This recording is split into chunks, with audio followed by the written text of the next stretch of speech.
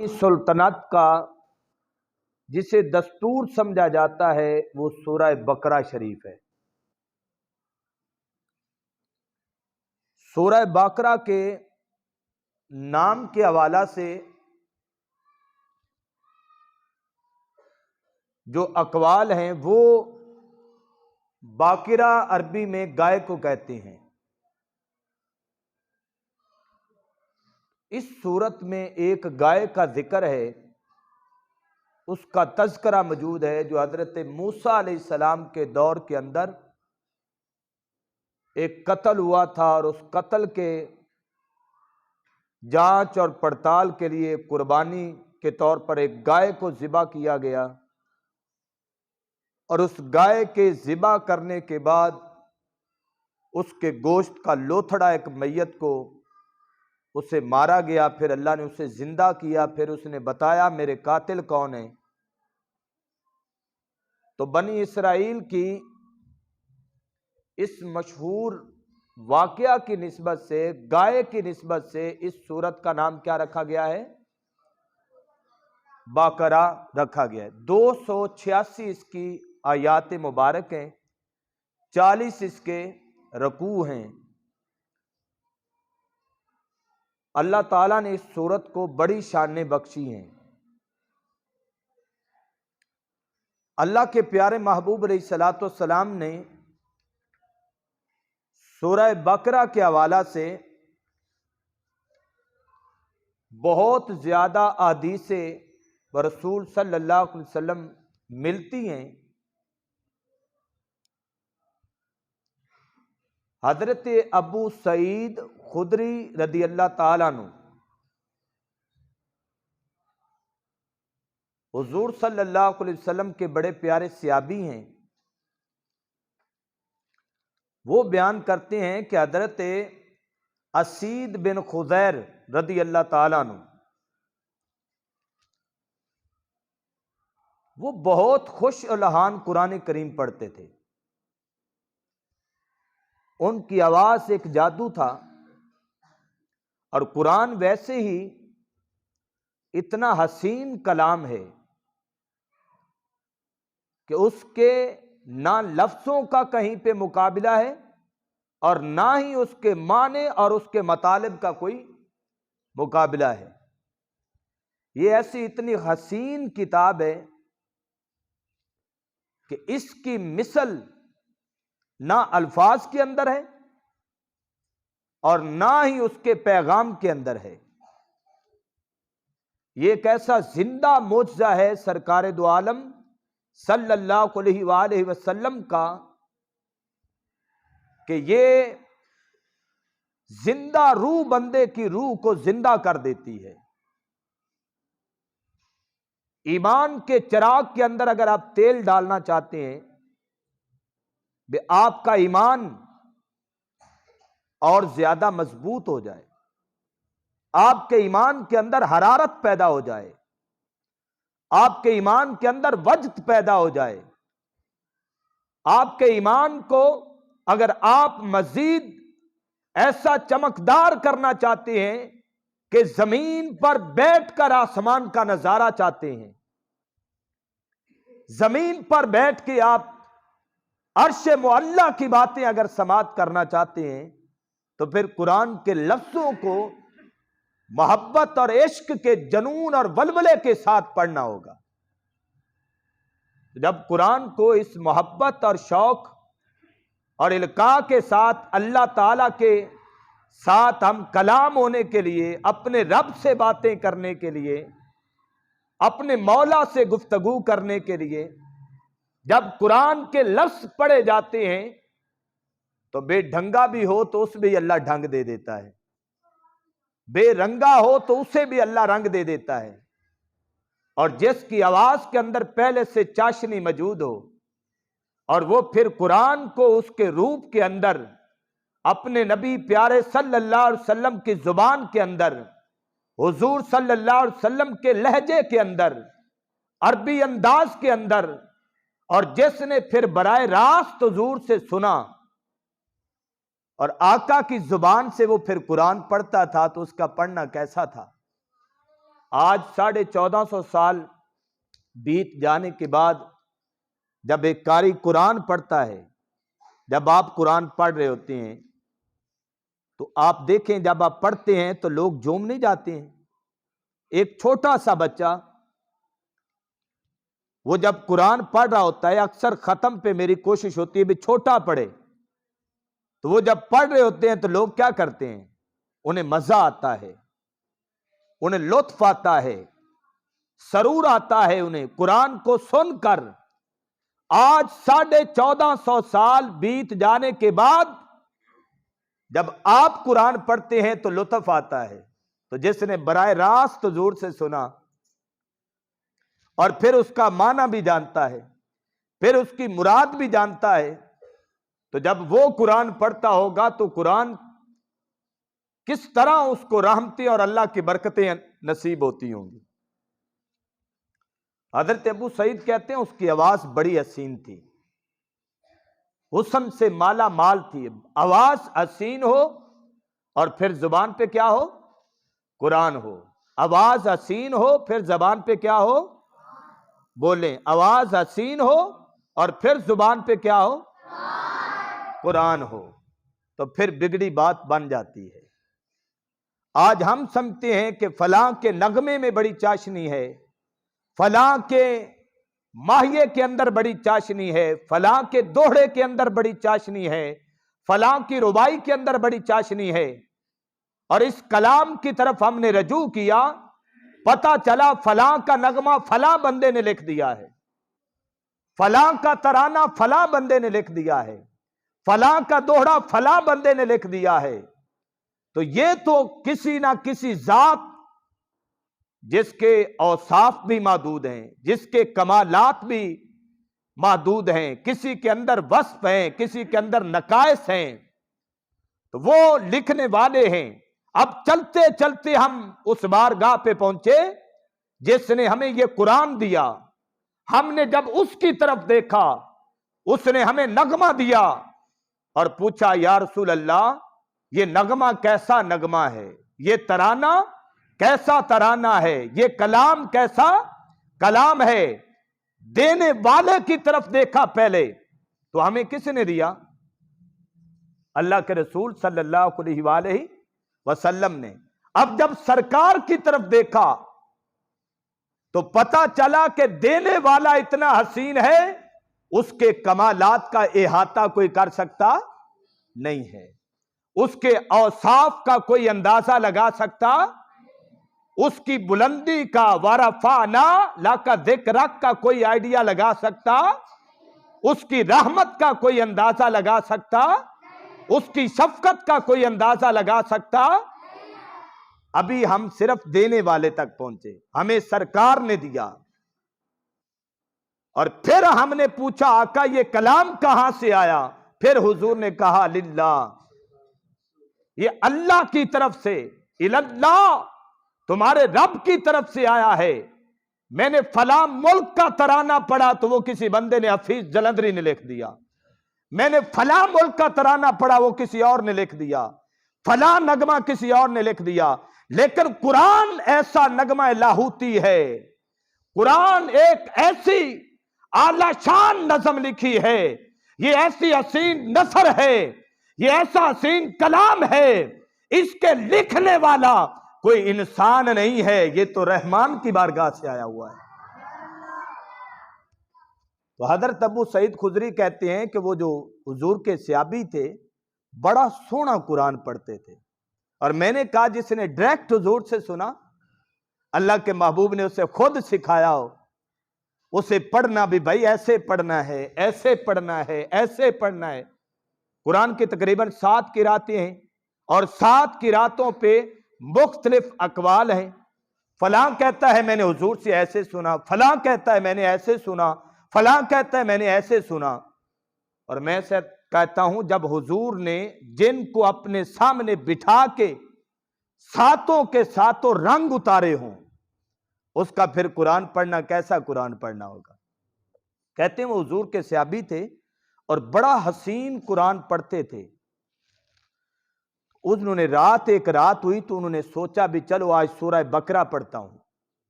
سورہ باقرہ جو ہے وہ پڑھتا ہوں تو انہوں نے سورہ بقرہ شروع کر دی. جب وہ سورہ بقرہ پڑھنے لگے تو ان کے بیٹے کا نام تھا یحییٰ. وہ پاس تھا، سویا ہوا تھا. باپ جیسے پتہ ہے آپ کو، باپ اور بیٹے کٹھے سوتے ہیں، تو باپ کے پاس وہ بیٹا یحییٰ بھی سوئے ہوئے تھے. تو باپ نے کیا شروع کیا؟ سورہ. پتہ چلا راتوں کی تاریکی میں چادر اوڑھ کے سو جانے کا نام زندگی نہیں ہے. وہ جو اللہ والے تھے، جو اللہ کے محبوب کی نگاہوں میں تھے، جن کو روٹی تھوڑی ملتی تھی، رحمتیں زیادہ ملتی تھی، وہ رات کو سونے وقت بھی سورہ بقرہ کی تلاوت کرتے تھے. انہوں نے سورہ شروع کر دی. تھوڑی دیر گزری تھی سورہ بقرہ پڑھتے پڑھتے تو ان کے گھر میں تھے گھوڑے. وہ گھوڑے بدکنا شروع ہو گئے. بدکنے کا مطلب ہے ناچنا. گھوڑے ناچنا شروع ہوئے اور گھوڑوں کے ناچنے کی آواز سے بیٹا یحییٰ اٹھ بیٹھا. انہوں نے پھر سورہ بند کر دی، وہ پھر سو گیا. تھوڑی دیر گزری تو انہوں نے پھر سورہ مبارک پڑھنا شروع کر دی. پھر کیا ہوا کہ گھوڑے پھر بدکنا شروع ہو گئے. تیسری بار پھر شروع کیا. قرآن کو، سورہ بقرہ کو پڑھتے پڑھتے جب تیسری بار پڑھ رہے تھے تو آسمان کی طرف نظر اٹھی اور کیا دیکھا کہ ایک سائبان ہے جو اس کے پورے گھر کو گھیرے ہوئے ہے. یہ سائبان جو ہم دھوپ سے بچنے کے لیے لگاتے ہیں، ہم دھوپ سے بچنے کے لیے لگاتے ہیں، وہ خوش نصیب قرآن پڑھتا ہے اور اس کے گھر کو اس سائبان نے ڈھانپ لیا. اس نے سورہ بقرہ کو بند کیا، قرآن کو رکھا، صبح حضور کی بارگاہ میں پہنچ گیا اور جا کے عرض کرنے لگا، یا رسول اللہ صلی اللہ علیہ وسلم، میں سورہ پڑھنے لگا، سورہ بقرہ، تو میرے گھوڑے بدکتے تھے. حضور پھر فرماتے ہیں، ابو یحییٰ پھر کیا ہوا؟ حضور اس سے کہتے ہیں، ابو یحییٰ پھر کیا ہوا؟ اس نے کہا، یا رسول اللہ میں نے پھر پڑھی، پھر گھوڑے ناچتے تھے. حضور صلی اللہ علیہ وسلم نے پھر فرمایا، ابو یحییٰ پھر کیا ہوا؟ اس نے کہا، یا رسول اللہ صلی اللہ علیہ وسلم، پھر تیسری بار جب میں نے سورہ بقرہ کو شروع کیا اور میں پڑھتا جا رہا تھا، میں نے دیکھا کہ ایک نور کا سائبان ہے، جس سائبان نے میرے گھر کو گھیرا ڈالا ہوا ہے، جس نے میرے گھر کو گھیرا ڈالا ہوا ہے. اللہ کے محبوب علیہ الصلوۃ والسلام وہ جب سائبان دیکھا تو میں چونک گیا، میں نے پھر چھوڑ دیا. میرا بیٹا یحییٰ اٹھ جاتا تھا. سرکار نے فرمایا، کاش تو وہ پڑھتا رہتا، کاش تو وہ سورہ بقرہ کی تلاوت کرتا رہتا، حتیٰ کہ صبح طلوع ہو جاتی وہ فرشتے اللہ کی رحمت کی چادر لے کر تیرے گھر کو گھیرے ہوئے تھے. فرشتے تھے اور سورہ بقرہ کی وجہ سے وہ جو تجھے سائبان نظر آ رہا تھا، وہ سائبان کوئی عام سائبان نہیں تھا، وہ اللہ کی رحمتوں کا سائبان تھا. اور تو کاش پڑھتا رہتا تو صبح جب لوگ اٹھتے تو وہ بھی اللہ کی رحمت کی چادر دیکھ لیتے. اللہ تعالیٰ کی رحمت سورہ بقرہ پڑھنے کی وجہ سے اس کو اللہ تعالیٰ نے یہ مقام اور یہ عزت جو ہے وہ عنایت فرمائی. حضرت حذیفہ رضی اللہ تعالیٰ عنہ فرماتے ہیں، اللہ کے محبوب علیہ الصلوۃ والسلام نے قرآن کی شان کیا بیان فرمائی. سورہ بقرہ کی آج ہم بات کر رہے ہیں، بقرہ شریف کے کیا فضائل ہیں. حضرت حذیفہ کہتے ہیں، اللہ کے محبوب نے فرمایا، اللہ نے میری امت کو 3 درجے عطا فرمائے ہیں. کتنے درجے؟ میری امت کے لوگوں کو 3 طرح کے درجے دیے ہیں، مراد نعمتیں دی ہیں. پہلی نعمت سرکار دو عالم صلی اللہ علیہ وسلم نے فرمایا، تمام روح زمین کو اللہ نے میری امت کے لیے مسجد بنا دیا ہے. گھر میں نماز پڑھیں تب ہو جاتی ہے، بندہ کہیں باہر گیا ہوا ہے تب ہو جاتی ہے. جہاں پہ مصلی ڈالے نماز پڑھے تو اللہ تعالیٰ اسے ثواب دے دیتا ہے. اللہ کے محبوب نے فرمایا، اللہ نے پہلی فضیلت میری امت کو یہ دی. اب دیکھیں یہ اتنی بڑی فضیلت دے کے پھر آگے حساب بھی اتنا بڑا ہے. جو پہلا امت سے حساب ہوگا وہ کیا ہوگا؟ نماز کا ہوگا. اب آپ دکان پہ ہیں، یہ نہیں کہہ سکتے بھی یہاں تو میری نماز ہوتی نہیں ہے۔ نماز کے لیے اللہ نے تیری دکان کو بھی مسجد، نماز پڑھنے کے لیے وہ بھی تیری جگہ جہاں تو کھڑا ہو۔ اور وہ لوگ بڑے حسین ہیں کہ جو اپنے کام میں مگن ہوتے ہیں، پھر وقت ہوتا ہے اور وہ کام کاج چھوڑ کے وہ اپنی نماز پڑھتے ہیں۔ میں کل جا رہا تھا حضور داتا کی بارگاہ میں، اور ٹرین پہ وہ لڑکے جو سیکورٹی گارڈ ہیں، اوپر اس نے مصلی ڈالا ہوا تھا اور عصر کی نماز کا وقت تھا، تو وہ نماز اپنی اس ڈیوٹی کے وقت میں ادا فرما رہا تھا۔ جوان بھی ہو بندہ اور پھر اس کا دھیان بھی اللہ کی طرف سے ہو، اللہ کی طرف ہو، تو وہ بندہ جو اوصاف رکھتا ہے وہ ولیانہ اس اوصاف رکھتا ہے۔ اللہ کے محبوب نے فرمایا پہلا جو فضیلت اللہ نے میری امت کو دی وہ یہ دی کہ ساری زمین اللہ نے میری امت کے لیے مسجد بنا دی ہے۔ پھر سرکار دو عالم صلی اللہ علیہ وسلم نے فرمایا کہ اس زمین کی جو مٹی ہے اللہ تعالیٰ نے اس مٹی کو ہمارے لیے ذریعہ طہارت بنا دیا ہے۔ اس مٹی کو ہمارے لیے کیا بنایا ہے؟ ذریعہ طہارت۔ کبھی آپ کو پانی نہ ملے تو پھر مٹی بھی بندے کو پاک کر دیتی ہے۔ پانی مل گیا فابہا، اگر پانی نہیں ملا تو پھر دوسرا عذر پانی کے جانے کا بھی ختم ہو گیا کہ مٹی کے تیمم سے اپنے وجود کو مٹی سے پاک کر اور نمازی بن جا۔ ایک بات یہ سرکار نے فرمائی۔ دوسری میرے آقا نے فرمایا میری امت کو اللہ نے یہ شان دیا ہے کہ ہماری صفیں فرشتوں کی صفوں کی طرح ہو گئی ہیں۔ ہماری صفیں کیسے ہیں؟ جیسے فرشتوں کی صفیں ہیں، اللہ تعالیٰ نے میری امت کے لوگوں کی صفوں کو فرشتوں والی صفیں بنا دی۔ پھر سرکار دو عالم صلی اللہ علیہ وسلم نے فرمایا اللہ تعالیٰ نے ہم کو چند ایک آیات دی ہیں اور وہ اتنی حسین اور اتنی اکمل ہیں کہ اللہ نے 1,24,000 انبیاء میں سے کسی کو نہیں عطا فرمائی۔ پوچھا یا رسول اللہ وہ کون سی ہیں؟ اللہ کے محبوب نے فرمایا سورہ بقرہ کی آخری آیات مبارکہ۔ تو حضور صلی اللہ علیہ وسلم نے پھر سورہ بقرہ کے حوالہ سے یہ بات کی۔ آج ہمارا ایک رونا ہے جو ہم روز روتے ہیں، اور وہ رونا کیا ہے کہ ہمارے گھروں پر شیطان کا غلبہ ہے۔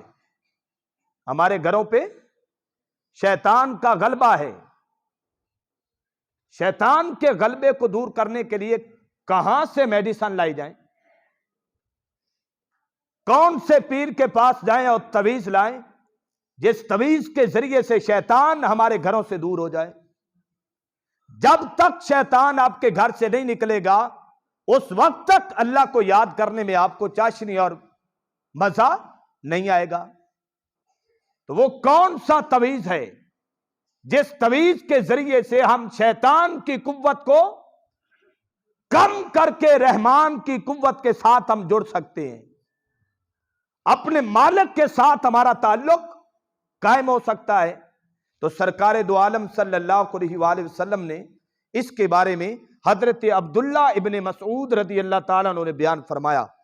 فرماتے ہیں کہ اللہ کے محبوب علیہ الصلوۃ والسلام نے فرمایا کہ جو شخص سورہ بقرہ کی گھر میں تلاوت کرتا ہے، جس گھر میں سورہ بقرہ پڑھی جاتی ہے، اللہ کے محبوب علیہ الصلوۃ والسلام نے فرمایا اس گھر سے شیطان جو ہے وہ دوڑ جایا کرتا ہے۔ دیکھیں سستی ہے مزاج میں، اکثر فیل ہوتا ہے جیسے ہمیں کسی نے تویز ڈال دی ہے، بدن ٹوٹا ٹوٹا ہے، انسان ہر وقت تھکا ماند رہتا ہے، بچوں کی طبیعت بوجھل ہے، اپنی طبیعت کو ہلکان ہوا ہے، اور ہم فیل کرتے ہیں ہمیں شاید کسی نے تویز ڈال دی ہے۔ کاروبار دیکھیں لگتا ہے تویز ڈال دی ہے، معاملات زندگی دیکھیں بے سکونی ہے لگتا ہے تویز ڈال دیا ہے۔ وہ تویز نہیں ہے، اصل میں وہ شیطان کی قوت ہے جس نے آپ کی رحمانی قوت کو ماند کر دیا۔ اللہ سے جڑنے والی، اللہ کی طرف متوجہ کرنے والی، اپنے رب سے ناطہ جوڑنے والی قوت کو کیا کیا؟ ماند کر دیا، کم کر دیا، جس کی کمی کی وجہ سے ہمیں ہر چیز میں کیا نظر آئی؟ کمی آئی۔ تو پھر کس پیر کے پاس جائیں؟ کوئی کسی طرح کا دم کرتا ہے، کوئی کس طرح کا دم کرتا ہے۔ حضور نے فرمایا تیرا دم تیرے قرآن میں تیرے گھر پڑا ہے، تیرے لیے دم تیرے گھر میں پڑا ہے۔ فرمایا ایک بار سورہ بقرہ کو اپنے گھر میں تلاوت کر، 3 دن تک شیطان تیرے گھر کے قریب نہیں آئے گا۔ لیکن وہ کیسے جائے بیچارہ؟ ہم نے کبھی گھر میں سورہ بقرہ کو تلاوت، سورہ بقرہ تو درکنار ہے، قرآن کی سب سے چھوٹی سورہ کوثر ہے، ہم اسے بھی نہیں تلاوت فرماتے ہیں۔ اللہ کے محبوب علیہ الصلوۃ والسلام نے پھر ایک اور حدیث پاک میں ارشاد فرمایا، سرکار دو عالم صلی اللہ علیہ وسلم نے فرمایا قرآن مجید میں افضل سورت بقرہ ہے۔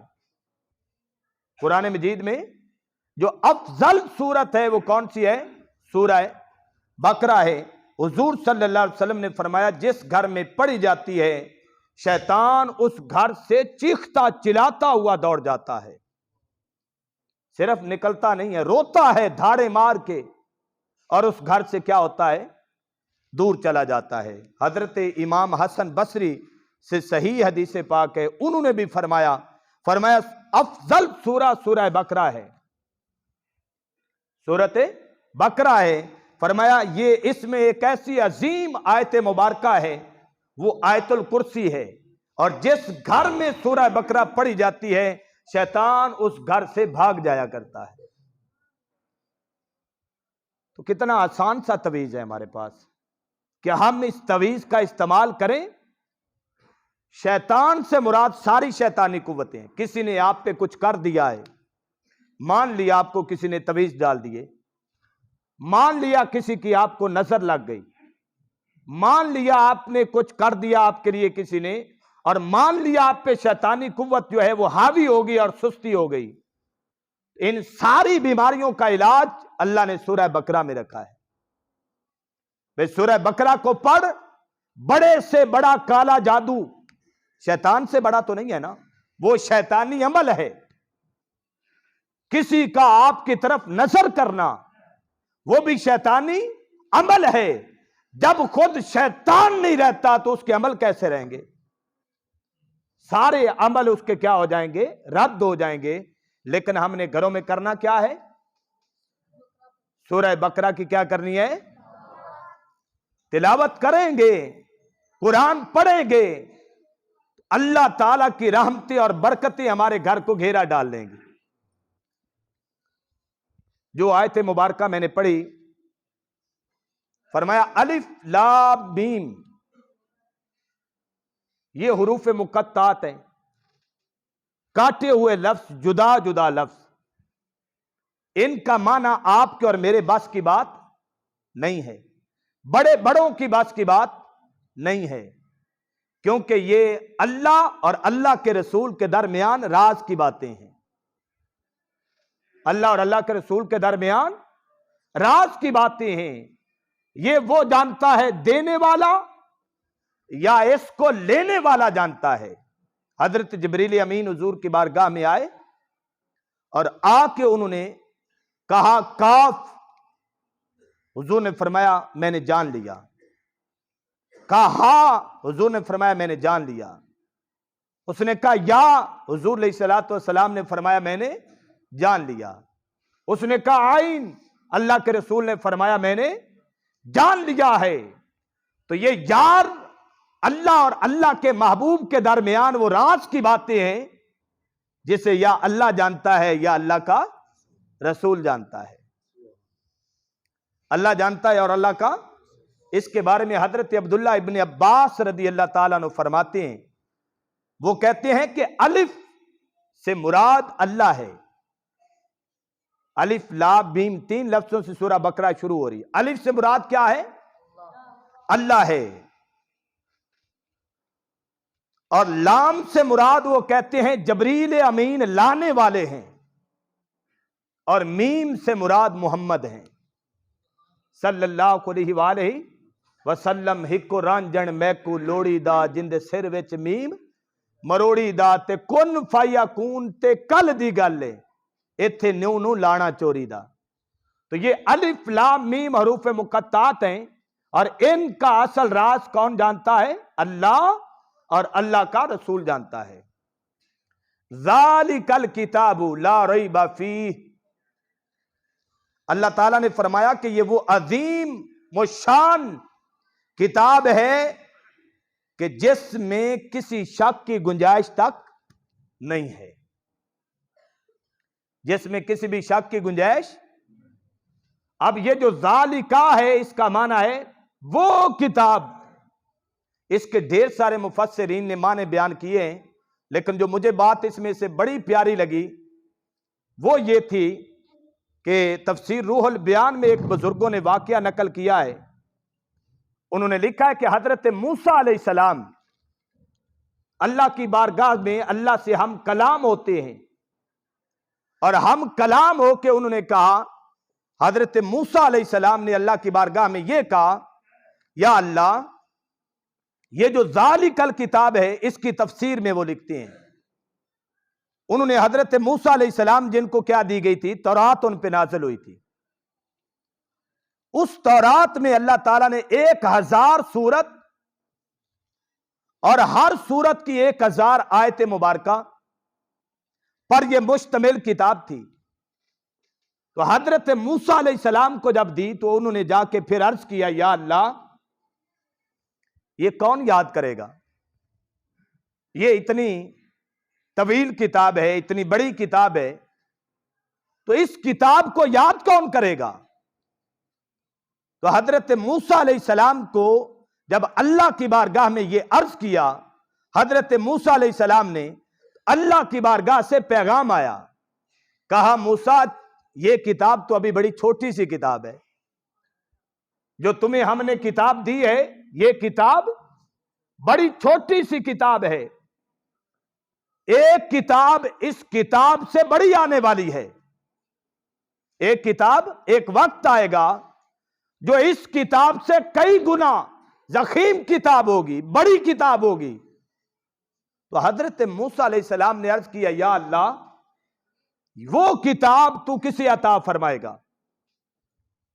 حضرت موسیٰ کو اللہ کی بارگاہ سے یہ آواز آئی، اللہ تعالیٰ نے فرمایا خاتم النبیین، وہ میں اپنے آخری نبی محمد مصطفیٰ صلی اللہ علیہ وآلہ وسلم کو عطا فرماؤں گا۔ ذالک الکتاب، وہ ادھر اشارہ جا رہا ہے بھئی پیچھے جتنے انبیاء آتے رہے ان کو اللہ جو کچھ دیتا رہا ساتھ کہتا رہا، میں اپنے نبی کو ایک عظیم کتاب دوں گا، میں اپنے پیارے محبوب کو ایک عالی شان کتاب عطا فرماؤں گا۔ تو وہ جو لفظ ہے اس کے اندر سابقہ سارے انبیاء ان کی ساری کتابوں کو جمع کیا گیا ہے۔ حضرت موسیٰ نے پھر عرض کیا، یا اللہ وہ تو امت بڑی مختصر سی مدت رکھے گی، ان کی عمریں بڑی چھوٹی ہوں گی، عمر بھی اتنی زیادہ نہیں ہے، تو وہ اس کتاب کو کیسے یاد کریں گے؟ اللہ تعالیٰ نے فرمایا، یہ میں اپنے محبوب کی نسبت کی وجہ سے اور اس کتاب کی شان کی وجہ سے میں اسے اتنا آسان کر دوں گا، بڑے تو بڑے ہیں، چھوٹے چھوٹے بچے بھی اپنے سینے میں قرآن کو محفوظ کر لیں گے۔ بڑے تو بڑے ہیں، صدیق اکبر کو یاد ہو جائے تو یہ بہت بڑی بات ہے، لیکن بلال حبشی جیسا آگ کے انگاروں پہ پڑا ہوا اللہ کہتا ہے میں اسے بھی یاد کروا دوں گا۔ علامہ ثاقب رضا مصطفی صاحب بیان کرتے ہیں، وہ کہتے ہیں میں ایک دن جا رہا تھا اور میں نے دیکھا کہ ایک بندہ لاہور سے گجرانوالے تک، میں اس کے قریب تھا اور میں نے دیکھا وہ ڈرائیو کر رہا ہے گاڑی کو اور ساتھ اس کی زبان حرکت میں ہے۔ مجھے بڑا تعجب ہوا، بھی وہ ڈرائیوروں کی عادت ہوتی ہے کبھی فلاں گانا چل رہا ہے کبھی فلاں، اور اس کے لب حرکت میں ہیں، اور خاموشی سے گاڑی قریب ہوا، پوچھا تم کیا پڑھ رہے ہو؟ اس نے کہا علامہ صاحب میں قرآن کا حافظ ہوں، میں لاہور سے لے کر گجرانوالے تک اور گجرانوالے سے لے کے لاہور تک میں اللہ کی پاک کتاب کے 15 پاروں کی تلاوت کر لیتا ہوں۔ اس کا پھیرا تو بڑا عالیشان ہو گیا۔ اللہ نے کہا بھی میرے امت کے، میرے محبوب کے امت کے لوگوں کو میں یہ شان دوں گا کہ بڑے تو بڑے ہیں، چھوٹے چھوٹے بچے قرآن کریم کی کیا کریں گے؟ सीने में महफूज करेंगे और वो इस कुरान को तिलावत किया करेंगे। हजरत मूसा अलैहिस्सलाम ने जब ये जवाब सुना, आगे फिर उसे हजरत मूसा अलैहिस्सलाम को अल्लाह ताला ने एक पैगाम भेजा। एक है याद करना, फिर है दूसरा समझ लेना। अल्लाह की तरफ से आया भी ए मूसा, मैंने तकरीबन 130 किताबें नाज़िल फरमाई हैं और 50 हजरत शीश अलैहिस्सलाम पर और 20 से 30 हजरत इब्राहीम अलैहिस्सलाम पर और फिर तौरात, फिर ज़बूर, फिर अंजील। अल्लाह करीम ने फरमाया इन सारी किताबों के माने बड़े खूबसूरत हैं, इनके अंदर जो पैगामात हैं वो बड़े आलीशान हैं, लेकिन इन सारी किताबों के माने और मतालिब को जमा करके मैंने अपने नबी के उस कुरान की एक सूरत ऐसे बनाई है कि सारी किताबों को जमा करें, उसके माने और मतालिब फिर बढ़ जाती हैं। पूछा या अल्लाह वो कौन सी है? उसने अल्लाह की बारगाह से हुक्म हुआ कि वो सूरह फातिहा शरीफ है। वो क्या है? सूरह फातिहा शरीफ है। फिर अल्लाह की बारगाह से ये आवाज आई, ऐ मेरे मूसा, मैंने सारी कायनात की किताबों के मानी और मतालिब को जमा करके सूरह फातिहा के अंदर रखा है और सूरह फातिहा के सारे माना को जमा करके बकरा की सिर्फ अलिफ के अंदर रख दिया है। मैंने सूरह बकरा के अंदर सिर्फ जो अलिफ है, उस अलिफ के अंदर मैंने सारे माने रख दिए हैं। इसलिए पीर मेहर अली रहमतुल्लाह ताला अलैह ने फरमाया था, काश हम कुरान को जान जाते।